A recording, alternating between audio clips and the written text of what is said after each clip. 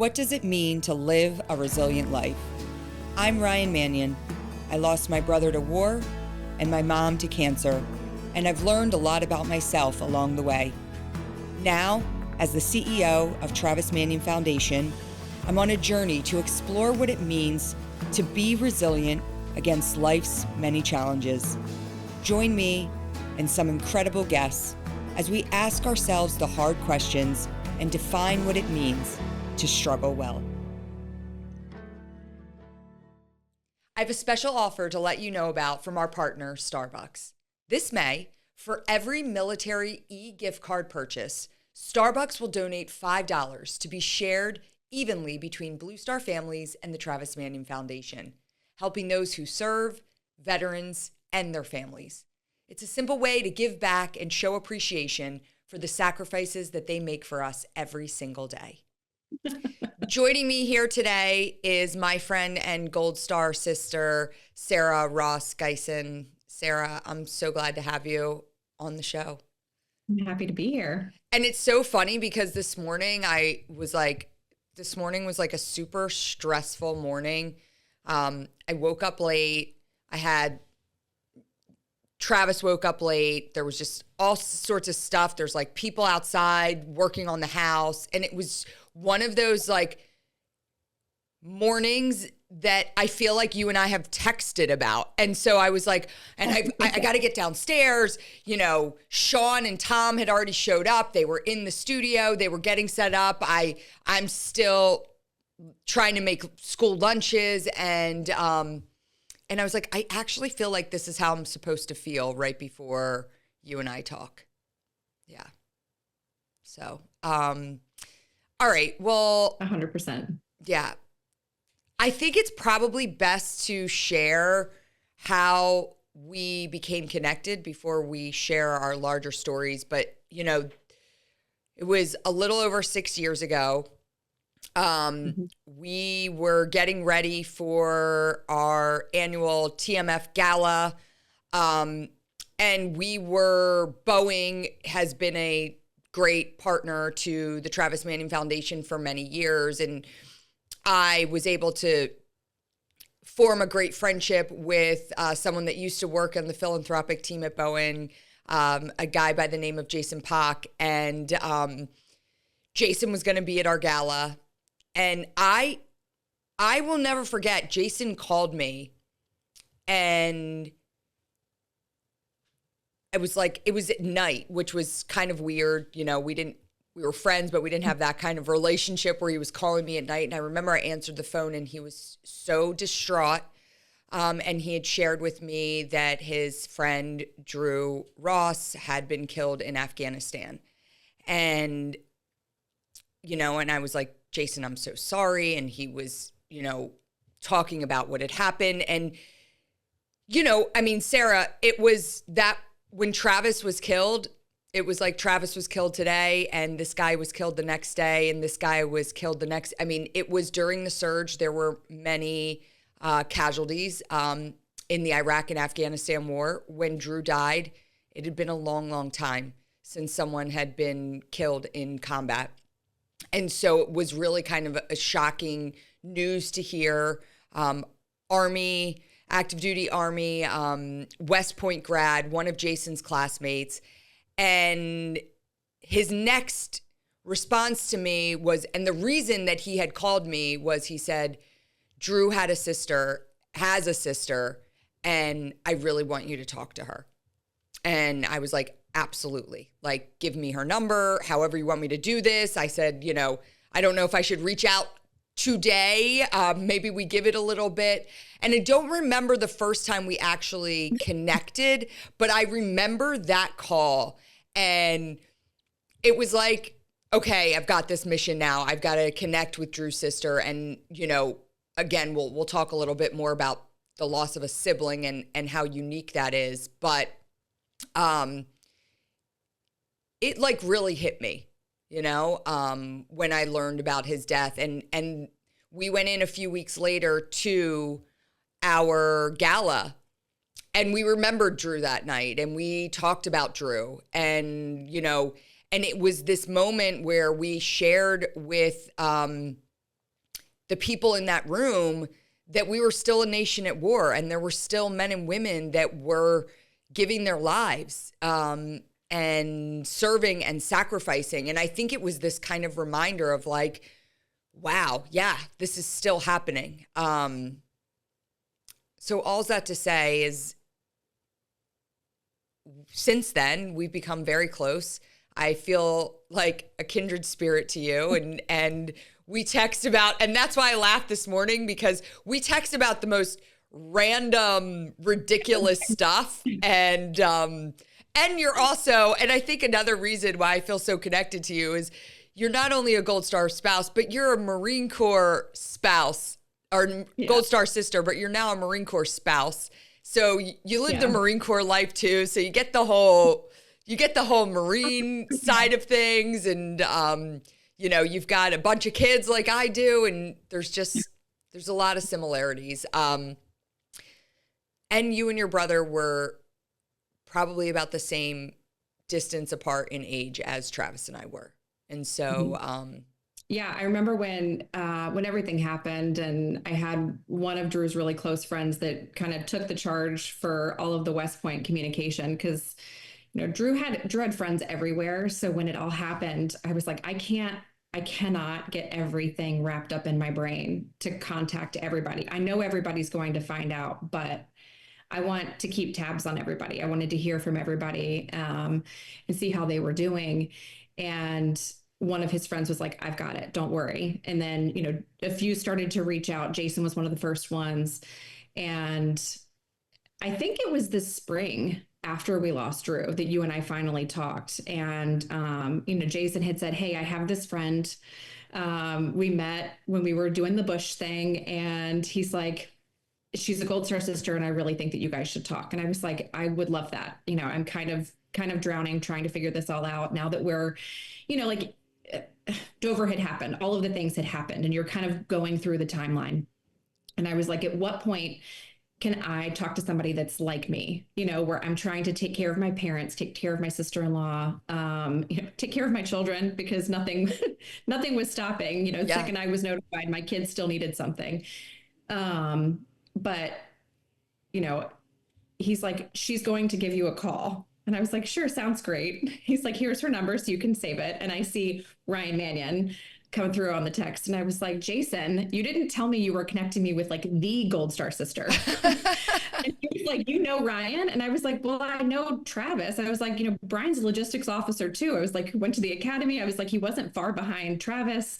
I was like, this 0402 community is pretty tight. I said, so yes, I have heard of Travis. I was like, I've seen their logo everywhere. I was like, so thank you for connecting me with like the perfect person to talk to. And I think at that point you were 11 years out. I remember you telling me, and I just could not fathom being that far removed from November 27th. But here we are, and I'm surviving because I've had you on the other end of the phone so many times to keep me grounded, or at least just to scream and pull my hair out a little bit and then get back in the fight. So it's so funny you say that, because I remember very early on being at events and meeting like Gold Star family members and them saying, oh, my son died or my husband died 8 years ago or 9 years ago. And I was like, and I couldn't imagine being in that place. And honestly, I never wanted to be in that place. Like, I wanted to be in the very I never wanted to be that far removed from my brother's death.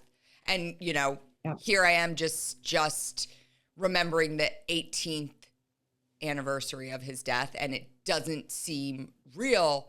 And I think I remember saying to you, like, you're never going to get to this place where you're like, oh, enough time has passed, And I think there's something about losing someone in a very traumatic way, and that is kind of keeps you in that moment forever, and obviously things change and your feelings around things change, but I can be brought back very quickly. Like, this year, 18 years, I have no idea why. There's no significance in 18 years since his death. But I was talking to my dad, and my dad was like, I don't know, this year just feels really heavy for me. And I was like, I know it does. And there was no rhyme or reason to why it did, because 17 years felt like, okay, I want to remember him. I want to think about the happy memories. But this year felt a lot heavier. And I don't know why that is. And so you kind of really don't know what to expect as these year markers come, you know? It's weird how it kind of floats through the family, and you realize, like when you finally verbalize that, because I don't know, for me as, the only surviving child, there's sometimes that I don't verbalize how I feel because I don't want my parents to, feel like they have to, stop and take care of me. Like I'm okay. It's just I want to verbalize it sometimes, and then they go, me too. And then you start talking a little bit more, and you're like, I had this rough time the other day, and something about it, I don't know what it is, but it does seem to kind of like float around the family, and everybody starts to feel this weight. Yeah. So I'm perplexed by it sometimes. And I think there's something around that again, like, both of us, it was you and Drew, and it was me and Travis, right? And all of a sudden, I think about it from the perspective of, my kids will have no first cousins, which they don't know that, they have their cousins, and they're like, but I'm like, they will never have, I mean, obviously they have Uncle Travis and they call him Uncle Travis, but they're never going to feel that uncle and what he would be to them if he were still here. And that's a weight that I carry that I don't think that they fully recognize, but that kind of stuff like hits me in certain moments a lot. And it hit the weirdest times. Yeah. I mean, it was probably, I don't know, a few weeks to a few months after his interment at Arlington. And I was just walking from one room to the next, and it just hit me. It's like, I'm not going to have nieces or nephews. Yeah. Like I won't ever experience this. And I just remember breaking down sobbing, and my husband comes in. He's like, what's wrong? I was like, I'm not going to have nieces and nephews. The kids aren't going to have cousins. And I just kind of spiraled. Yeah. And that feeling does come back a lot of the time. I mean, we have multiplied our family. And I said this during Drew's funeral.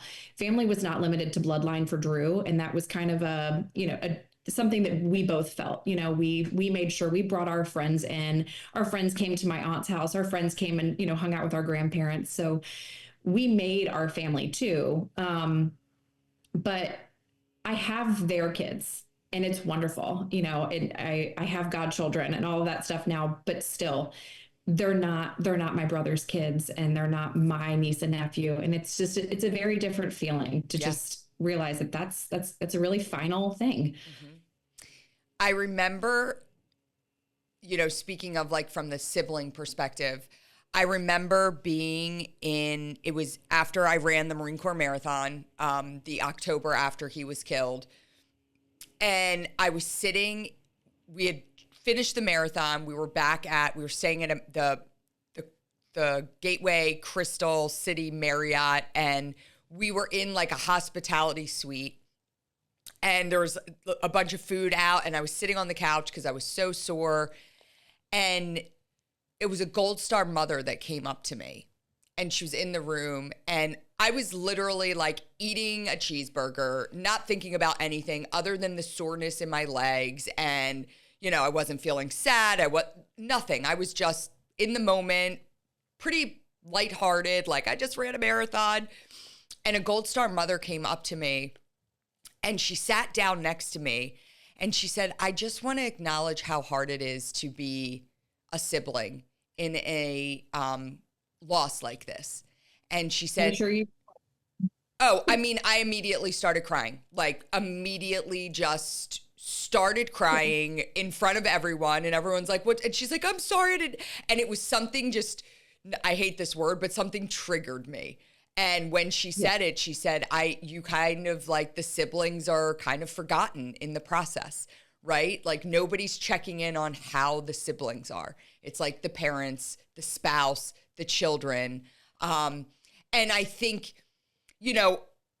And one of the reasons I feel so connected to you is that you can see just through pictures. And obviously, I know just more through talking to you. Like, Travis was my best friend. Drew was your best friend. So it wasn't like I just lost a sibling, because there are different relationships that people have with their siblings. Not like anyone's not going to be sad if they lose their loved one, but when you have this exceptionally close relationship with your sibling where they're more than just a sibling, they're your lifeline, and that's who Travis was to me. And when that's gone, that void is enormous. And it continues to feel enormous. Like, that I will say has not shrank. You know, the grief, the sadness, but that comes and goes. But the enormity of that void of my best friend, like, it doesn't go away. You still try to call them. You know, it's like, I can't delete his number from my phone. Like, his contact's still in there, you know, and he's like third down. I'm sure he'd have some joke to say about that. Like, I'm not the top, but you're third down. And I still accidentally at times call it because I'm trying to call somebody else. And I'm like, oh, but I really wish you were on the other end of the phone to answer, because there's so much that I want to tell you. And, you know, it's like, I know that you've experienced all of it from a different place, but there's still so much that I want to talk to you about. I want to know if you think that I'm doing the right thing. Am I doing things the way that you would have wanted me to do them? Am I taking care of all of our people the right way? And you know, it's palpable at times. Yeah. You know, we can't.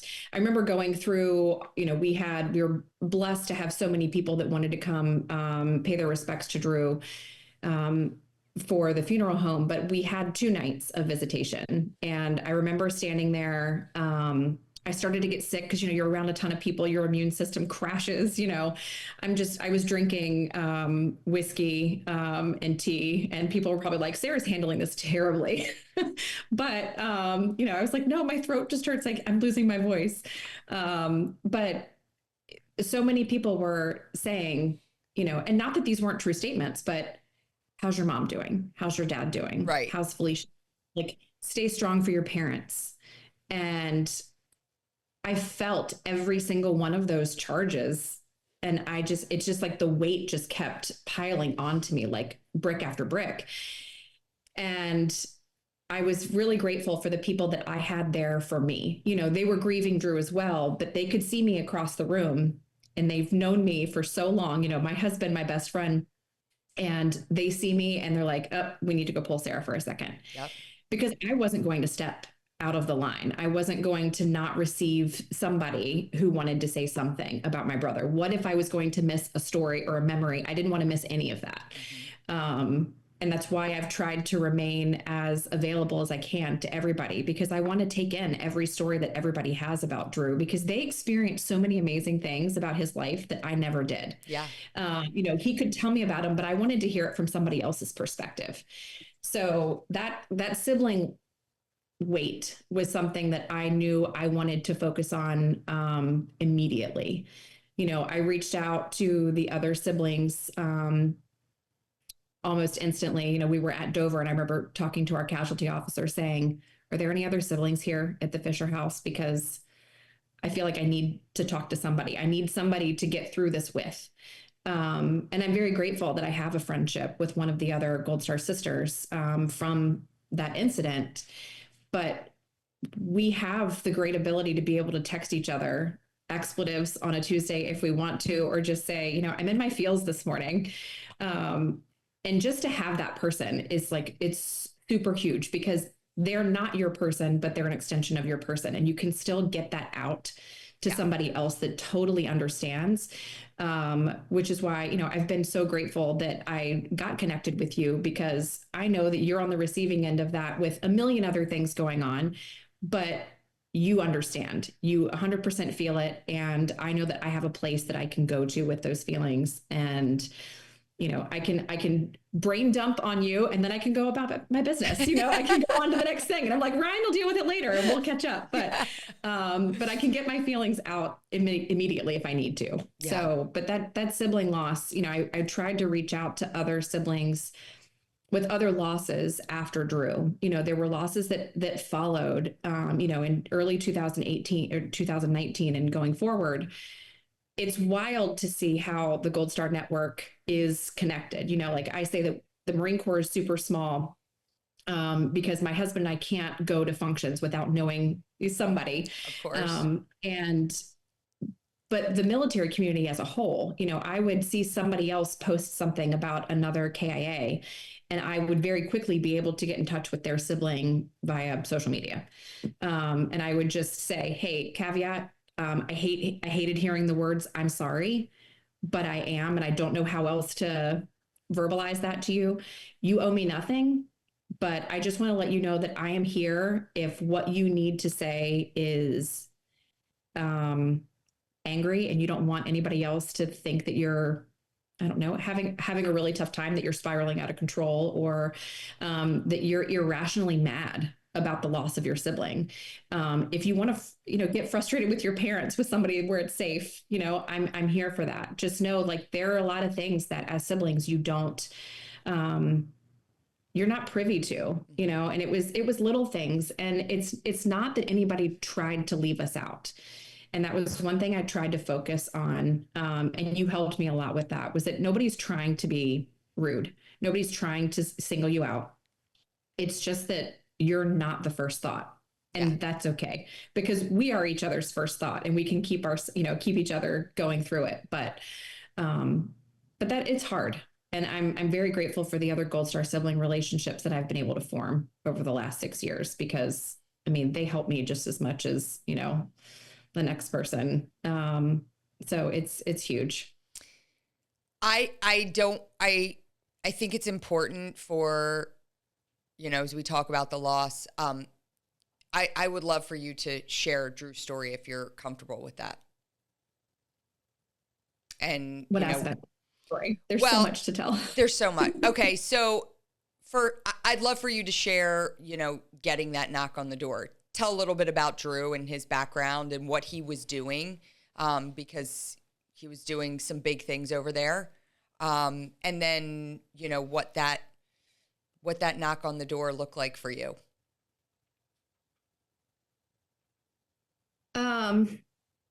If you're comfortable. So, yeah, no, I'm comfortable. I think about when you say knock at the door, I've had your book sitting here for all of these years. And I knew that I didn't want to do the audio version. I wanted to read it for myself, and I wanted to hear your voice. I wanted to hear Amy. I wanted to hear every part of it. So I had saved it for reading at the beach here at Lejeune, since it's your birthplace and Travis's birthplace. I'm like, this seems like a really appropriate place. Totally. But I think about, like, the knock at the door and how significant that moment and in person, face to face is. And I'm grateful that I didn't experience that in the same way that everybody else has. I wouldn't have been able to open the door. And I think everybody says that, like, I didn't want to open the door. I didn't want to face the truth that I knew that was on the other side. Drew had, this was his first deployment with SF. He had done a tour back in, I think it was 2013. So it was the second tour to Afghanistan. And, we knew when he came back from his first tour that the regular Army was just not going to be enough to satisfy Drew's thirst. So, off he went. The Q course was grueling, but he crushed it, as he did everything else. And, he really found his bright spot being a team leader with his ODA. And he had a great group of guys. Those guys have become family to me. And I'm like, I hope you don't mind me texting you all the time, because now that you have me, you're never getting rid of me. But I remember his mission had gotten delayed a little bit. It was right after Brent Taylor was killed in 2018, and Drew's mission shifted by a few weeks due to that.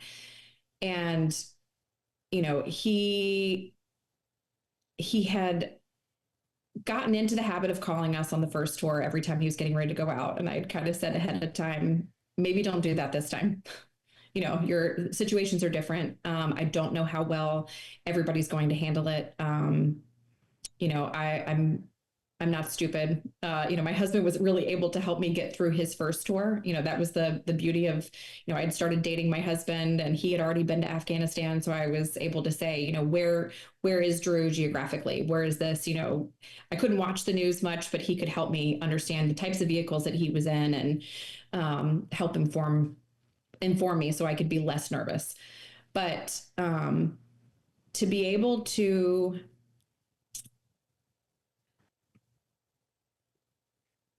fully understand where Drew was is just something I didn't really want to do. I don't think I watched the news much in 2018 at all. So I wasn't following what was going on. I was just hearing from him what was happening. And he called right before Thanksgiving, or it was Thanksgiving Day of 2018. And we had a great FaceTime. I walked around, I showed him, what I had cooked, and it was, he had made his rounds around the family, but, we were down here at Lejeune, and it was just me and my husband and our two kids at the time and his grandfather, who was a Vietnam vet. So, he was excited to hear about Drew's stories. And then, we knew he was going out. He just had this way about like, hey, I just wanted to check in and see how you were doing. We're like, no, we know what you're doing. So I had that phone call and I'm grateful for it. I always, try to do screenshots and things like that. But for some reason I didn't that day. And I was kicking myself, realizing that days later, it took me back to my wedding day where we didn't get a professional photo of me and my brother on my wedding day. I had it with everybody else, but not him. And I remember the next morning I'm in the hotel and I was like, I didn't get a picture with me and Drew. And my husband's like, wait, look at your phone. I grabbed your phone when we were on the bus leaving the academy. And sure enough, both of us, I think, have a Yingling in hand on the bus. And I was like, that is the picture that I have of me and my brother. It's perfect. It's perfect. It totally encapsulated the moment. But, the day that we found out, they had been out for a few days on that mission. And my sister-in-law called. I was at a MOPS meeting. It's Mothers of Preschoolers, for those of you who don't have kids. And down here at Lejeune, it was a really tight-knit group of military spouses. So, we had there was a varying range of deployments going on down here at the time. And there had been some storms. So I thought, she was calling about the fence or something that, she's like, I've got to take care of something with the house. Let me get some help. And they were only over at Fort Bragg. So they were 2 hours away. I could have been there to help if I needed. So I had excused myself from the meeting. And that obviously was not why she was calling. And I just remember what did she say?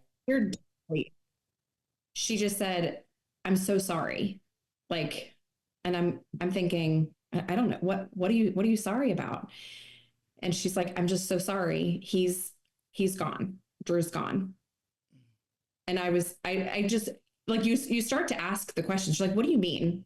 Say exactly what you mean. And she had said it, but my brain could not process it. And when it finally did, I don't know what I let out audibly, but I remember walking through the kitchen of the church where our meeting was happening. And I opened the door to this room full of my friends. And there were two widows there. And they knew the second they heard me out in the hallway what was going on. But before I could verbalize what had happened, they were already clearing the floor to get to me before I could hit my knees. So, it was from that instant, I was surrounded by gold stars. I knew what a Gold Star family was because we had lost a friend of ours back in 2012, Chase Presnicki. He was killed in Wardak. And he played football for West Point. He grew up with us, so we knew what that loss looked like. And in our hometown, the Rosses and the Presnickis were pretty synonymous with each other. And I remember going to his funeral, and Drew was in Ranger School when Chase died, and he made us promise, like, unless it's immediate family, don't call me. I'm like, well, what do I do? This is Chase. Like, he's been, Yeah. he was a measuring stick for Drew. Um, so I knew what it was. I'd watched them go through it, intimately enough. I was close with his sister and still am. Um, but to immediately be surrounded by those other gold stars was, I mean, it was honestly like God putting me in the exact right place that I needed to be. I wasn't at my house. I wasn't, in the throes of like being a toddler mom at the time. My kids were in a childcare room. I had all of these women around me. I couldn't think of what the next steps were. At this point, I had been a Marine Corps spouse for many years, but I couldn't think of what happened next. And I just remember my sister-in-law is on the other end of the phone, and she's saying, what about your parents? And then I So went, oh my God, what about my did parents? she call you before she called your parents? Yeah. So she called me first. Wow. And I mean, she was just getting loaded into the car. They got to her at work, which I hated, Yeah. she had to experience that in such a public way. And she's like, they're just putting me in the car to take me home now. And the girls are telling me in that moment, I'm like, guys, what about my parents? And they said, remember, like, there's going to be official notification coming to your parents. Like, there's casualty officers that are probably on their way there now. And, you know, Felicia just said, I don't want them to find out that way. So she called, Wow. in everything that was going on, and we were all numb, but she made the decision to call both of my parents, and I wasn't on the other end of that phone. So I don't know how those conversations went. And, honestly, to this day, I don't think we've all really talked about how those conversations went, amongst each other. But, I knew I would be fine, but I felt completely broken into a million pieces. I couldn't figure out how to take the next steps forward, Hmm. period. And, the girls that I was with, this is, military spouses helping each other out the way that we know how to do. They got my kids all collected. They got everybody into my van. My friend drove me in the van home. I'm still completely numb. And I get back to the house, and my husband's grandfather is still there. He knows nothing. So my friends had to then go into the house, and he's like, oh, Sarah's back. I was not back. I was so far from that moment. I just went and sat out in the middle of my yard and just lost it. And I'm sure it looked like a pretty dramatic scene. But I couldn't control my emotions at that point. So my friends had to then go inside and tell my husband's grandfather what happened. And, he had previously, not too long before, lost his wife. So he comes out to comfort me. And I just sat there even more broken because Yeah. then I missed, my husband's grandmother. And I was, feeling all of this other pain too. And the girls had done a great job of trying to help me locate my husband. He was on base, but he wasn't answering the phone. And so we had to go through we had to call the office and try to get through everybody. And so people at his office had to tell him before he got to me. And I just remember walking. We had this retention pond behind our neighborhood, and I just said, I have to get away. I can't be here. I just need to be by myself. I don't know what I'm feeling. And time just seemed to just pass, like it just disappeared. Next thing I know, my husband's walking up to me in uniform, and I lost it all over again. I was like, I can't. This is too much for me right now. Like seeing you in uniform, having just lost my brother, and just all of the unimaginable pain that you could possibly imagine was just right there in that moment. But it it was painful. It was hard. I didn't want to do any of it. Um, but I had to. Like there was no stopping life for me. I remember sitting in my closet. Like we had this like two-tiered closet, and the stuff on the bottom, I would just kind of like sit amidst my clothes and just be in the darkness because I just wanted to be surrounded by nothing. And I would hide in my closet and I would be emotional in my closet. And then I'd come out and I would try to be fine for my kids because they were so young. They couldn't understand why everything around them was falling apart. Everyone around them was falling apart. And that just kind of started everything off. I just kept moving. I had to keep being mom. The Marine Corps wasn't stopping. I had to keep being a military spouse. There were times where, I was like, can I keep doing this? Like, what is this war going to look like? This war has gone on for so long. And there had been this, 6-year gap between losing Chase and losing Drew that I knew things were happening, but it wasn't so close to home. I wasn't hearing about it all the time. And I was like, I don't know if I can keep doing this as a military spouse. Yeah. But we just moving. There was no stopping. The machine still had to function, and we were part of it. And I think we just chose in that moment without even talking to each other. I'm sure my husband was like, "Oh, gee, she's going to want me to drop papers. Like, I'm going to have to separate from the Marine Corps." But we never talked about that. I'm sure we were both feeling it at some point, but we never talked about it. Leaving the Marine Corps was not something that I saw as an option. And that Marine Corps family has been there for me the entire time. The chaplain showed up at my house, our chaplain, and I just remember being like, "Oh my gosh!" Like our chaplain's here, and he's immediately providing me comfort. We go up to Virginia. I am sitting in the church, and the church is packed. Um, and I look over and I see our chaplain and RP. And there was a breath that I was able to take where that entire day felt so heavy.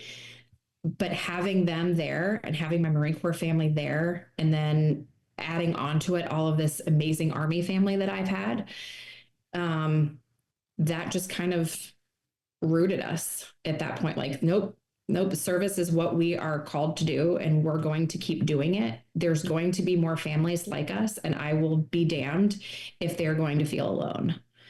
So that was just kind of how I worked through Drew's loss and just kind of started writing the next part of the story. So Yeah, it's there's like so many different sections to a loss like this, right? There's like the immediate aftermath. And, I love when people are like, "You're so strong. Oh my gosh, I don't know how you did it." And I'm like, okay, well, just so you know, I was physically incapable of caring for my child so much that like probably an hour after I learned that Travis had been killed, Maggie was gone. I don't know where I mean, I know where she went now. Like my friend took her, but like I had no clue. I didn't even, it didn't even, yep. I didn't even consider where my daughter was. It was just like, I slept in my parents' bed. I was in my late 20s and I slept in between my parents in their bed, in their home for a week. Like I could not, I mean, and I think about it now and I'm like, what the heck? Like I literally I crawled in and I'm like, I'm sleeping here. And I slept in between my parents. Yeah. And, and so this idea of like, but again, there was also this idea of like, you're not stopping. You have to do whatever you can to cope. But there was never, ever, ever for 1 second, an ounce of like, I'm giving up. Like, yeah. And I think that is part of what being a part of a military family is all about, right? And yeah. I think about the Spartans. And so, we call our members the Spartans at the Travis Manion Foundation. And a lot of that is because, Travis was borderline obsessed with the Spartan culture. And when he was in Iraq, it was when the movie 300 had just come out, and he had a bootleg copy of DVD. And the friends that he was with there said that he hoarded that movie, and that was his, and he was watching it. And when his Foot Locker came back, there was a copy of Gates of Fire, Stephen Pressfield's Gates of Fire, of which the movie is based off of. And it had all sorts of things written, highlighted. Like, he wasn't reading the book for enjoyment. He was reading that book, to learn and to understand and to really have a greater grasp of what the Spartan community was. And when I started, in the aftermath of his death, started to look a little bit deeper into what the Spartan community was all about. And, they talk about the Battle of Thermopylae, and, it was, these men were going off to war, and frankly, a majority of them were not coming back. And that was well known. And when you do a little bit of research on the Spartans, one of the things that there's a lot of talk about, and you'll read a lot about, is Spartan women.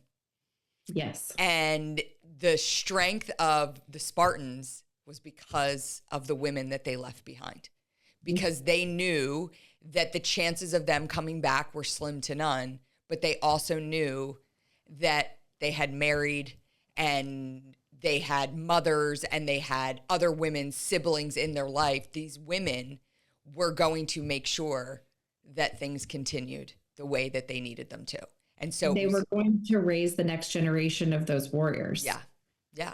And it's, when you and I lost our brothers, we were moms. There was another human that depended on us for their life to continue, and it just, the mommy needs didn't stop, mommy, I need this, mommy, I need that. And I mean, the Spartan women, they knew what the fate of their sons would be. Yep. Most likely.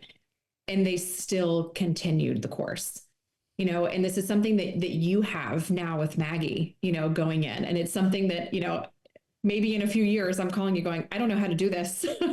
Yeah. Because, it's I've got my brother who went to West Point. I have my husband who went to the Naval Academy. We have, bukus and bukus of military service on both sides of our family.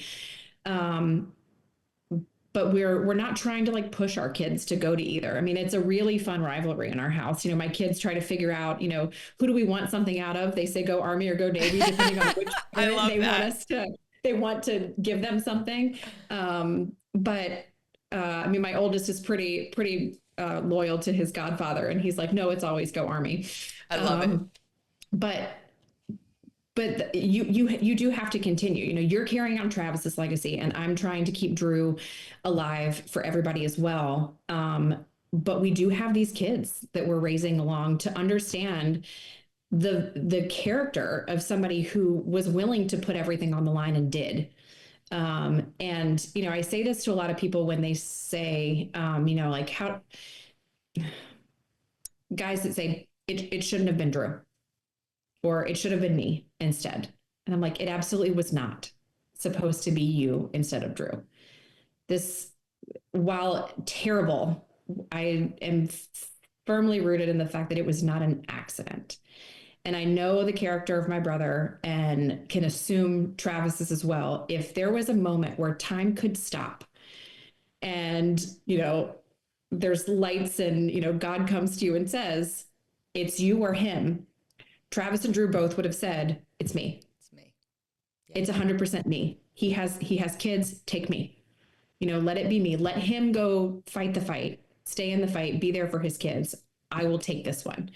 And it's something that I try to remember when this just feels too much, running a foundation feels too much, being a mom of 4 boys, there's just chaos a lot of the time, but it just feels too much. When the Marine Corps feels like it's too much. PCSing and, possible deployments on the horizon, all the different things and ways that you have to shift and change on a daily basis. That stuff is not too much. Like, that's not real struggle. Like, Yeah. where Travis and Drew put themselves, like, that's real struggle. And I try to like bring myself down a peg and be like, okay, Sarah, like get out of the feelings for a second. Like, this isn't as hard as you're making it out to be. Just keep doing the next right thing and everything's going to work out. I mean, it's so true. I don't think you can help but be changed when you go through something like this, where, I will be honest with you. There are times where people will catastrophize the problems they have going on in their life. And I'm like, okay, Yeah. I just sit tight-lipped in a corner. Exactly. And go, to you, this is huge. Yeah. Yes. To you, it probably feels huge. And I'm not going to take it away, because, you go back to like how grief works for everybody else. Like, there's no, you and Aaron talked about this on a previous podcast. Like, there's no wrong way to grieve. Like, everybody has a different way of grieving. But it's just not my way of grieving. It's not how I want to do it. I don't want to remain a victim. I would rather feel empowered by what happened. Well, okay. So kind of moving, to that, I will say, and I think it kind of lends into the next thing I'd love to dive into a little bit, is I'm very sensitive and understanding to meeting people where they're at, and understanding that not everybody has gone through what you and I have gone through. And and I don't want people to go through what we've gone through. Right.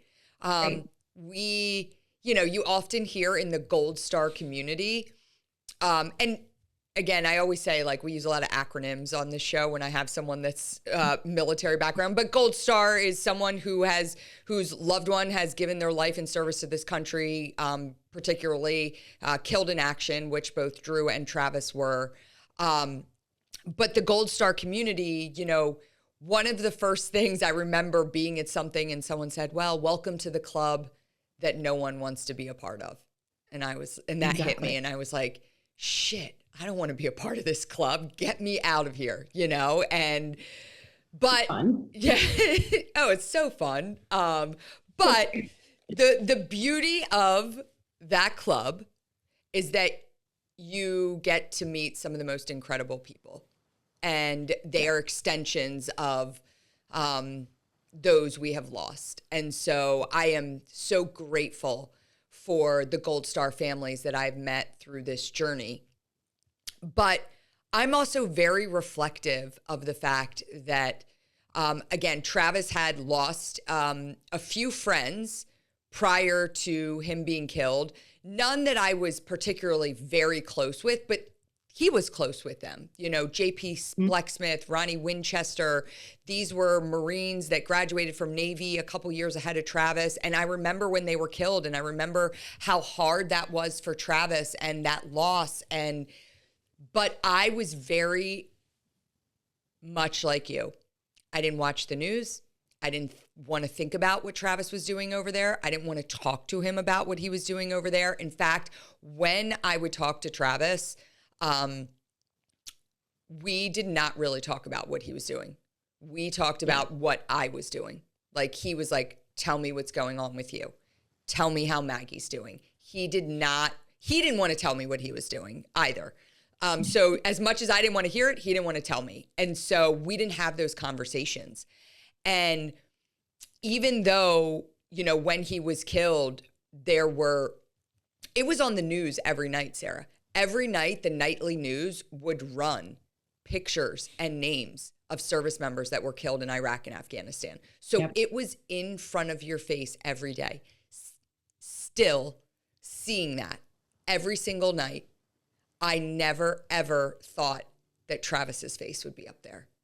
And not a second. I mean, it's totally naive for me to think that, But in my head, I was like, okay, it's just, there's no way it's going to be Travis. It was, I always say it's like this needle in a haystack situation.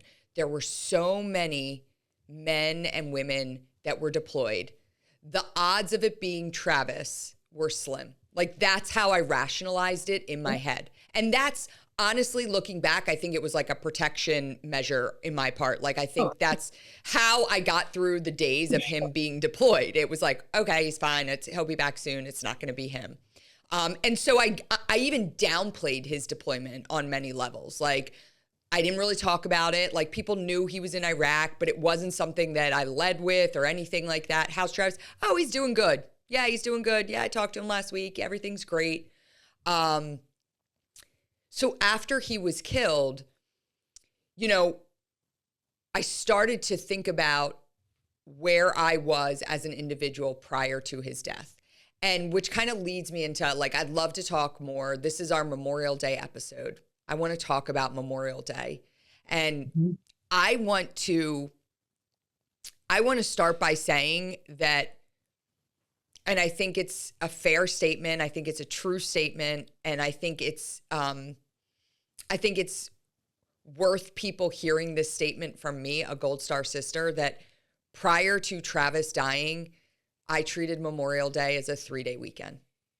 And that's coming from someone who grew up as a military child and had a brother serving. And so as connected as I was to the military, Memorial Day didn't mean much more to me than the unofficial start to summer.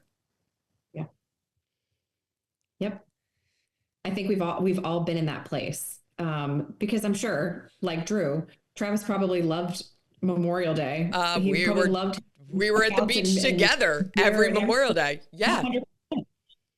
You know, my last Memorial Day with Drew was, you know, months before he was killed. He was here. He and his wife came here to spend time with me and my kids. You know, I had the beach, so I had something, you know, other than just cute little kids to offer.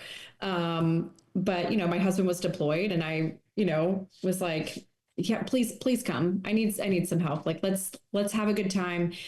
And we put out flags. We lined my driveway and my yard with all these little American flags. But we had experienced the loss at that point. You know, we were remembering our friend. And, you know, he lost guys on his first tour also. So we were reflective. You know, he did Murph. And that's why whenever anybody messages me about, you know, what workout should I do for Drew this Memorial Day? I'm like, do Murph. That's what he did. Like he would tell you to do Murph. He would be doing Murph. So we do Murph. And so we knew what Memorial Day was. I mean, we grew up in a town with a military school. My dad, you know, being at VMI, like it's a tiny town, but you're surrounded by it. We weren't oblivious to what Memorial Day was, but it has a totally different meaning for me now. It's a very busy time of year for me now. You know, I hear from, you know, friends, like whenever we're at Army Navy, you know, I bounce between, you know, Legacies Alive and your tailgate to come see you. And Mark Feldowski always says, I love Army Navy because everybody's together, but I also hate this day because we all leave. Like, we're all here for this like really great weekend, and then we all leave each other. And that's how I have learned to feel about Memorial Day. You know, for the last 4 years when we were stationed at Quantico, you know, we were down here at Lejeune when Drew died, and we were fortunate to get stationed up at Quantico for 4 years. And I had all the access to Arlington that I wanted. You know, I could go whenever I wanted. So when I went on Memorial Day, I was there to receive people the way that I did at the funeral home, but in a different way. And I could hear the stories, and you know, I'm not approaching the day with, you know, song and dance, and I'm thrilled that it's happening, but I also love that day because it's also the day, because you and I feel like Memorial Day is every day. This is just how our life is. Correct. But it's the day that a lot of people tend to open up and they let their pain be shared. And as much as I hate to see the people in pain, I'm thankful that they're letting it out, that they're sharing the stories that they remember about Drew. but I also love talking to my other Gold Star families in Arlington. It's like, I know that when I go, I'm going to see the Rolands. I'm going to see these people, like there are people that I look forward to seeing. And I know that that's our little reunion. Um, and our feelings, our life, our grief, everything is normalized on that day. Mm-hmm. And that was one of the things that I really loved when we started Honor Project, because I had, gone out and done the same thing that Emily had done during COVID with the Wear Blue group. And, you messaged me and you were like, hey, I would really love for you to come do this interview. And I was like, that's so funny, because I was just saying something to my parents that I think when we start our foundation, we should have a spot on our website for people to sign up for Arlington visits, and we should take things. If their favorite thing was Sour Patch Kids, let's take Sour Patch Kids on their birthday to Arlington. But I want people to feel purpose on Memorial Day. I want them, take a second. Don't sit there and be somber and solemn the entire day. I don't want anybody to feel that way. The guys wouldn't either. Right. But feel purpose, feel revitalized and reinvigorated with what your purpose is, because you're here. You have all of the time in the world to make a difference in your life. And if you're not happy with where you are, change it. There are people who are buried on these grounds that gave their lives so that you had the freedom to do that. So I want people to walk away from Memorial Day every year with a renewed sense of purpose. And it seems cheesy to say, but a zest for life. Like, I have this opportunity, so I should accept it. And I should live my life the way that it's supposed to be lived. I love that. And I could not agree more. And I think, along with purpose, I think, they should be grateful, right? Be grateful that there are, to not sound too cheesy, but that there are such men and women that have lived and given their lives for us to protect the freedoms that we hold so dear. And, I shared that story about Memorial Day prior to Travis dying and what Memorial Day symbolized to me. And I shared it because, you get a little bit split in this community when Memorial Day is approaching. There are some very jaded people, and I don't fault them, but, it's a lot of old timer veterans and some Gold Star family members, and they want to chastise you and punish you if you are not truly understanding and recognizing what Memorial Day is. Right. And it's like, I hate that look for our community, that we want to go out and make people feel like shit because they are not fully recognizing and putting on a cloak or a veil to mourn for Memorial Day weekend.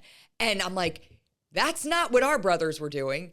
They were recognizing their purpose. They were grateful. They were enjoying that zest for life that you talk about. That's what they were doing Memorial Day weekend. And that's what my brother would want me doing as well. Now, with that said, I also now feel called in a different way to make sure there is education around what Memorial Day truly means. Hence the Honor Project. That's why we do what we do. I mean, listen, I love the fact that we can go and we can visit over 10,000 graves a year, and that families that register through our website know that their loved one is having their respects paid to them on Memorial Day. But more than that, it's about the volunteers that come out. It's about the volunteers that bring their kids.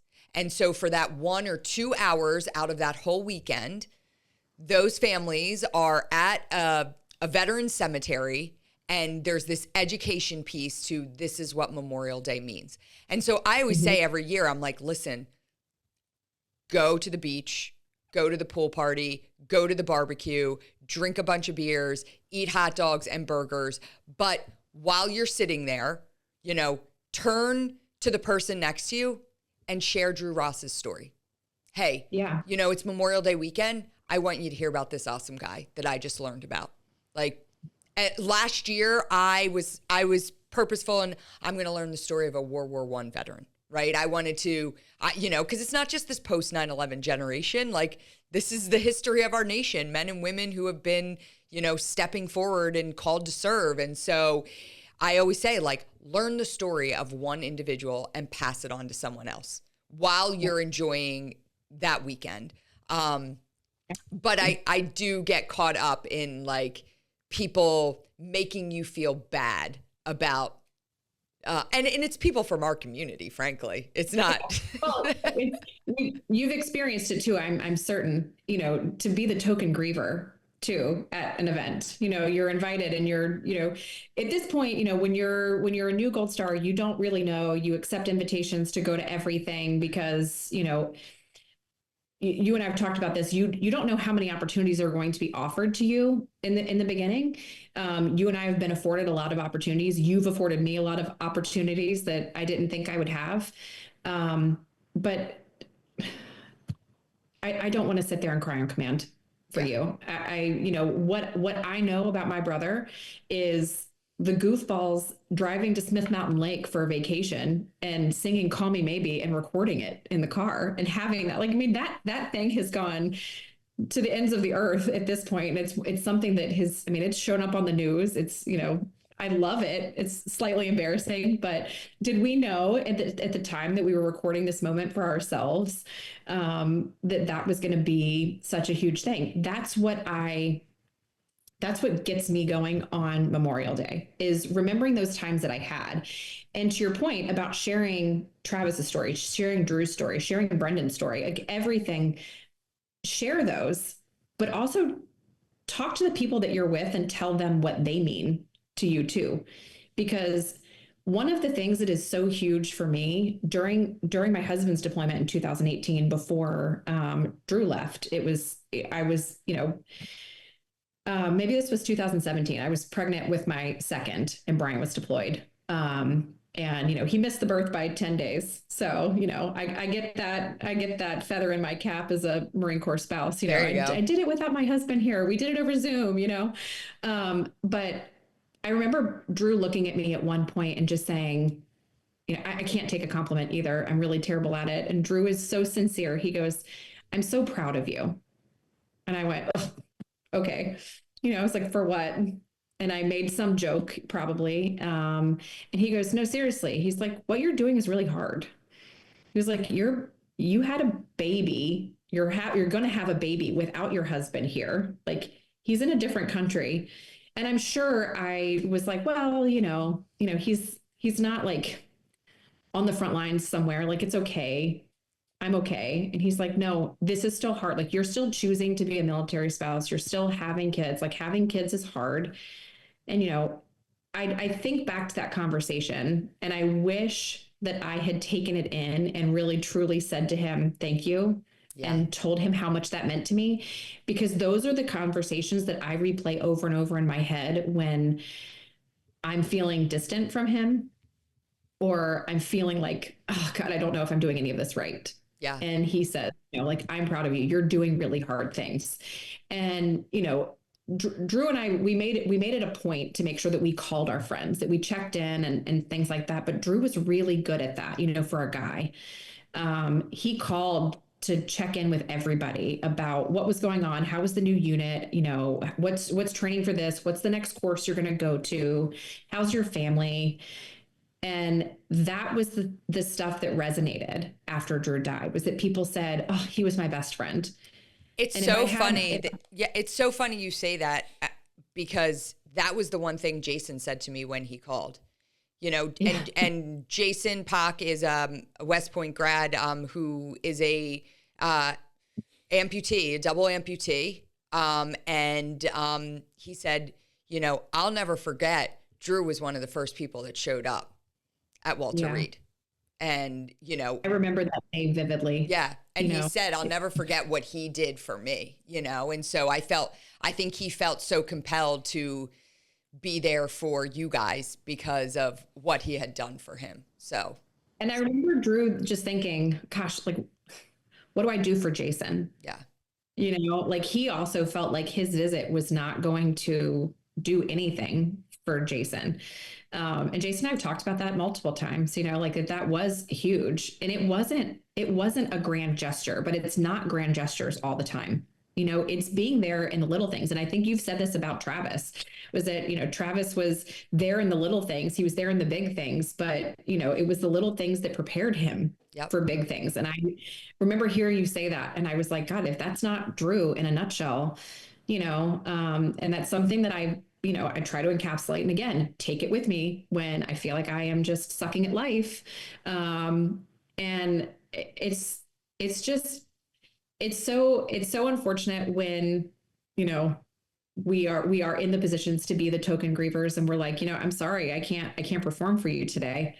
Um, because I have all of these awesome memories that I'm playing over in my head. And I want to tell you about those. So let me use Memorial Day to tell you about all of these awesome things about my brother and about all the people that he served with, because everybody that he has served with made him the type of warrior that he was.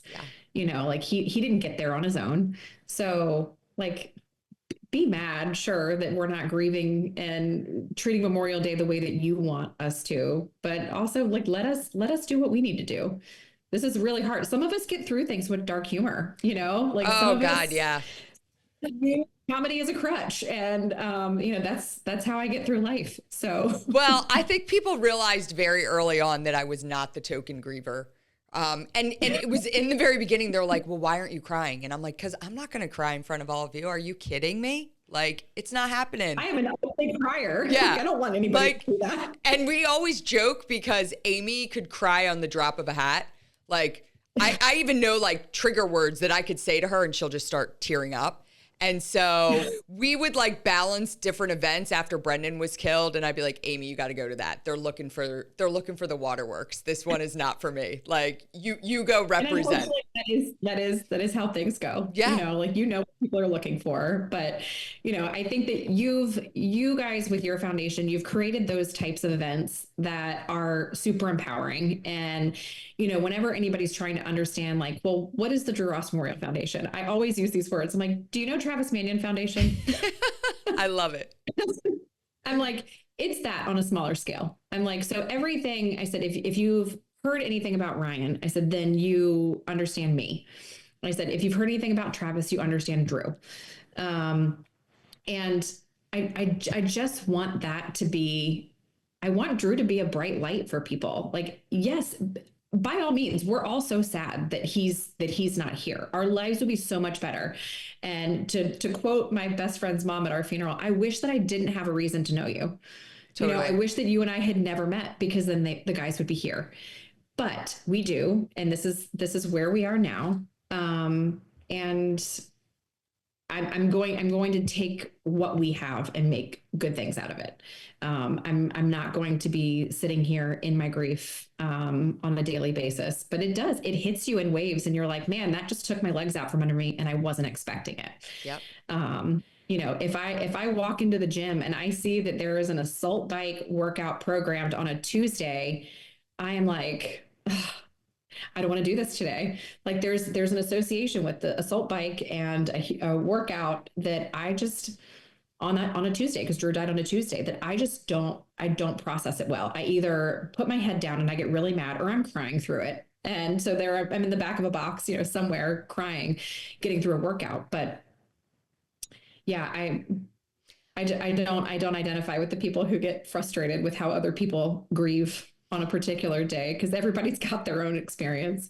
Yeah. And I think for us, at the end of the day, I always think it's what Travis and Drew would want, right? Like yeah. we are representing how they would want us to represent. Now, yes, when on, last month on April 29th, when I was driving home and I was listening to Bruce Springsteen, Terry's song in my car, and I was just crying hysterically. And I often think, I'm like, no one ever sees this. Like, they don't see it, But the one thing, and, you talk about, like, I wish I never met you, and same, wish I never met you either. But I'll never forget my dad saying, he was speaking at an event, and there was a lot of Marines there that had served with Travis, a lot of his Naval Academy friends. And my dad said, I lost my son and I gained hundreds of sons in the process. And I feel that way in a lot of ways, because again, the first person I heard from on this year, and frankly every year, are Marines that my brother served with. And that's the first text I get on Travis's birthday. That's the first text I get on the Marine Corps birthday. That's the first text I get on, the day Travis died. And it's from people it's from men that are now my brothers and have stepped in and stepped up in such a big way. So I couldn't agree more. Those relationships are, absolutely priceless to me. Like one of Drew's best friends, the one that kind of took the charge for all of the West Point communication. I mentioned how I hated Tuesdays. Like Mondays, I was like, oh, it's like that, the weekend, the Sunday scaries would start to, come in and you're like, oh, I don't want to get through Tuesday. I just want Tuesday to skip and just go to Wednesday and just pretend that Tuesday never happened. And I remember saying that to him at one point. And then all of a sudden on Monday nights, he would start texting me saying, you want to FaceTime tomorrow with the kids? I want to see the kids. And I was like, yeah, absolutely. That'd be great. And then it kept happening. And like every single Monday night, he would confirm that we could check in the next morning. And it was months. This just tells you how oblivious I was and how just thrilled I was to, have this relationship. And I was like, oh my gosh, it's Tuesday. You were trying to make Tuesdays suck less for me. Like I could and it's like I cried and I told this story, the night before his wedding to all of his wedding guests. And I'm like, do you guys understand the type of person? And, it's not unique to West Point. It's not unique to the Naval Academy, but that's just the caliber of, individual that those types of places create. And I think it's huge. And that's what I want.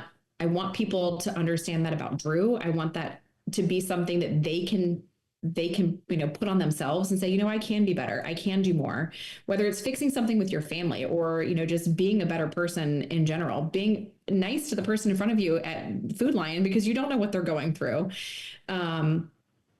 And, to have all of these bonus brothers, like I call them, they send me things on my birthday. They send me things on Mother's Day. They've been the godparents to my children who have come after Drew.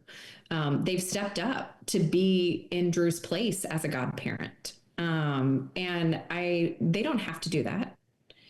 But I think it also speaks to the relationship that you and Travis had and the relationship Drew and I had, because they tell me things that I didn't know Drew said about me. They're like, Drew loved you so much. And one of his buddies is deployed right now and he texts me, late at night and he's like, hey, I'm really envious of like the relationship that you and your brother had. Like he talked about you all the time. Like he talked about how awesome you were. And I'm like, again, can't take a compliment. And I'm like, oh, I don't know who he was talking about.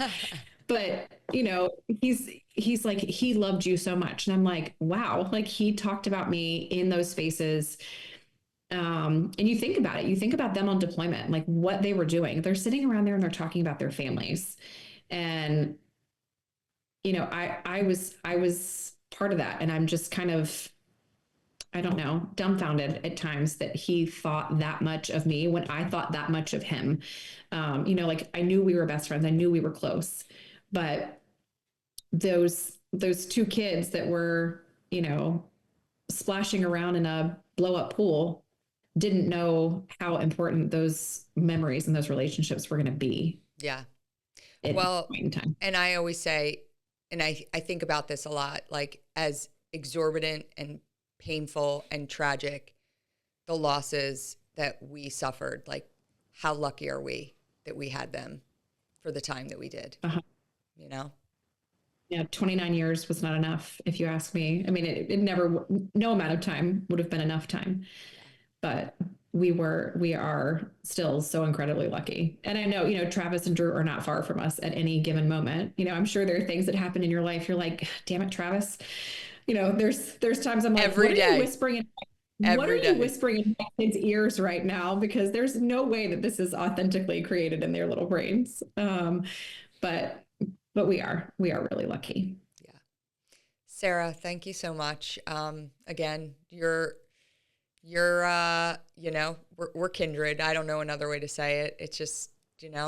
and I feel blessed to travel this path with you. And, I think that both Travis and Drew would be super proud of the way that we represent them and, you know, the way we represent as Spartan women.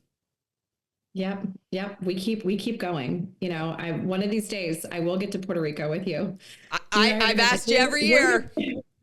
we're gonna do some events. We're gonna do some events. If nothing else, I need to pull you in for one of ours. But Yeah, you have an event coming up.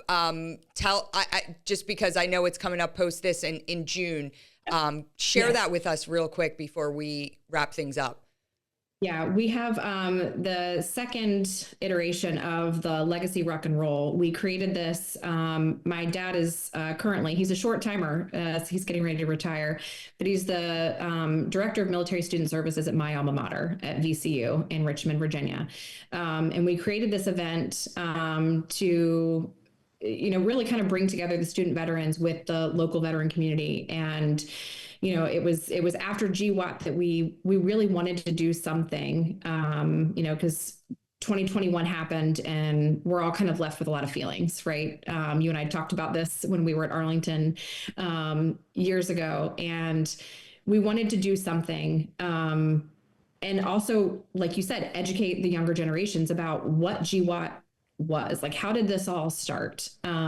So we have a ruck. It's a reflective ruck. It's not a competitive one. And it goes through the stations of 9/11, Afghanistan, Iraq, Abbey Gate, and then we all come together to have, food and drink and remarks. To talk about the Global War on Terror memorial that's going to go on the National Mall. So we've partnered with GWAT Memorial Foundation, and we are helping them raise the funds to get the memorial built on the National Mall to give families like us, a place to go, all the veterans a place to go. Because how many times have we seen, the World War I and II veterans and the honor flights coming in to see their memorials, and we need one for GWAT. Everybody needs a place to go. So we've partnered with them to help raise money and just give local veterans in Richmond, Virginia, a place to get together. Hopefully we can take this in places. We've got people in Colorado and Pensacola that want us to bring it there, but we're getting our second one under our belts now, and it's happening June 7th. So it's a nice event. Hopefully we have perfect weather. And where can people go to So register for that? you can find it on our website, drewross.org. Okay. There is a legacy tab that they can go, and it's on all of our social media outlets. So Perfect. So you've got that on event. June 7th. And again, I think I cannot wait until there is a permanent place of reflection on the National Mall for the GWAT, and, that we can go and we can be reflective. And I'm really looking forward to it. So thank you for being a part of that and helping to bring a broader awareness as we lead into Memorial Day. We've got our honor project coming up. We have 60 plus sites across the country. Head over to travismanion.org and check out all the different locations, register for an event. And if you can't make it to an event, just do what Sarah and I said, share your gratefulness and appreciation for the people that you're hanging out with, and pass on the story of another fallen service member to them so they understand why the freedoms we hold so dear exist. Yeah. Yep, absolutely. Sarah, thank you so much. Thank you.